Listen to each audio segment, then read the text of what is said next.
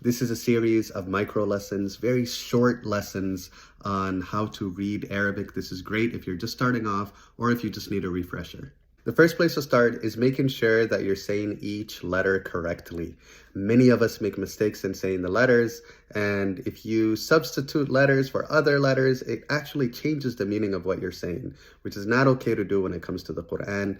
Also, since reciting Fatiha is a pillar of Salah, that also means that we have to make sure that at the bare minimum, the letters that we're reciting Fatiha with, we are saying correctly, 100%, not substituting them for another letter. The easiest way to learn the letters is just by looking at how they're pronounced. Every sound that you make is a mechanical movement. If you make the right movement, the right sound will come out. So don't ever think, oh, I just can't learn how to say that. You can. It's just a matter of learning the movement that you make. So we'll start from the two letters that are pronounced from the bottom of the throat. We have Hamza, and the interesting thing about Hamza is that the letter is named Hamza, but the sound it makes is eh.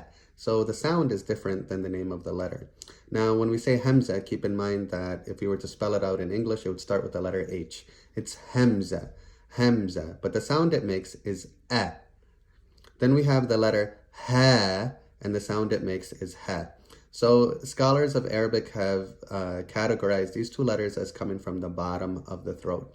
Now, Hamza is like when you say the word apple. Ha is like when you say the word hat.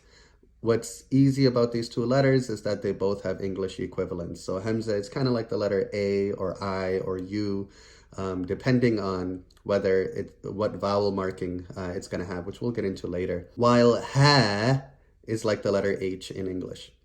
Then we have the letter Ha. Now, Ha is very different than Ha. Ha is considered a letter that comes from the bottom of the throat.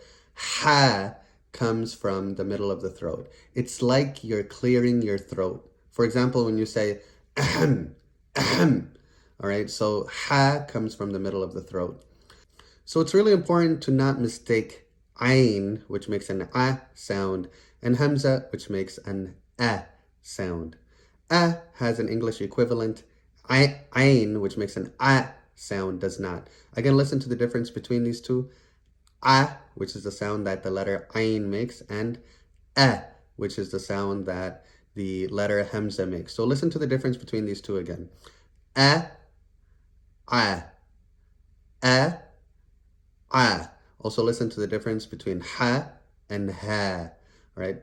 Ha, ha, ha, ha. Then we move to the top of the throat where we have the letter kha, which also does not have an English equivalent. The letter kha makes it sound a kh sound, and it comes from the top of the throat.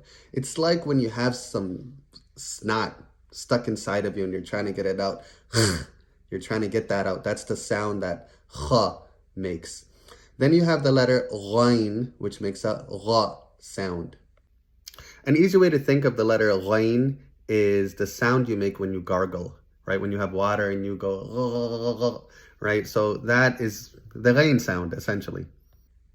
So make sure to not confuse letters that also look similar. Like here you have kha and ha. Kha has a dot. Ha does not. Ghain has a dot. Ain does not. Now there's another letter that people confuse with several other letters that actually does not come from the throat. It comes from the back of the mouth. So we're actually not going to get into that today, and that's the letter qaf. But make sure you're not confusing qaf, which makes a qa sound, with kha, which makes a kha sound. And the easiest way to know the difference, as we said earlier, is just to make sure that we're saying kha, to make sure that we're saying kha from the top of the throat. And then, of course, here we have ghain, which makes a gha sound, which is very different than qaf, which makes a qa sound. Try to gargle while making the sound qa, qa, qa. It's impossible, right? But with a ghain, it's a sound that you can gargle with. Right? So this is the letter ghain, makes a gha sound. That's the end of our first lesson. Jazakallahu khairan for watching this video. I ask Allah subhanahu wa ta'ala to make this journey of learning or reviewing how to recite the Quran successful for you. If you like this content and you benefited from it, make sure to subscribe or follow whatever platform you found this on, and check out our most recent offerings of classes as well. Assalamu alaikum wa rahmatullahi wa barakatuh.